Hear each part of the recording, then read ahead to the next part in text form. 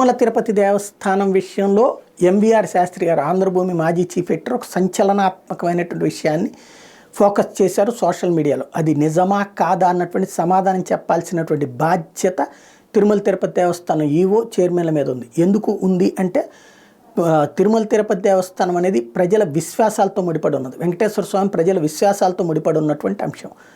అక్కడ జీడిపప్పు ఏదైతే ఈ లడ్డూల్లో వీటిట్లో సప్లై చేసేటువంటి జీడిపప్పు ఉందో ఆ జీడిపప్పు కాంట్రాక్టర్ ఒక ముస్లిం అని ఎందుకు పెట్టకూడదు అంటే ఆధ్యాత్మిక క్షేత్రాల్లో ముఖ్యమైనటువంటిది అదే. ఏ మతానికి సంబంధించినటువంటిది ఇప్పుడు అక్కడ అర్చకుడిగా ముస్లింలు ఎందుకు పెట్టకూడదు, క్రిస్టియన్ ఎట్లా పెట్టకూడదు అంటే మనం మసీదుల్లోనూ లేకపోతే చర్చిల్లో అట్లా వేరే మతం వాళ్ళని పెడతారా?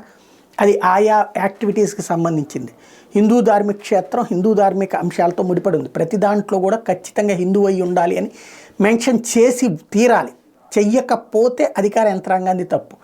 చేసిన తర్వాత కూడా కనుక వేరే మతం వాళ్ళదైతే కనుక వాళ్ళు చేసిన తప్పు అయి ఉండాలి, లేకపోతే అధికారులు కుమ్మక్కై ఉండాలి. ఒక ముస్లింకి అప్పచెప్పారు జీడిపప్పు కాంట్రాక్ట్, ఇది ఎక్కడ దుర్మార్గం అని ఎంవీఆర్ శాస్త్రి గారు ప్రొజెక్ట్ చేసినటువంటి నేపథ్యంలో సమాధానం చెప్పాల్సినటువంటి బాధ్యత ఇప్పుడు ఈవోకి చైర్మన్కి ఉంది.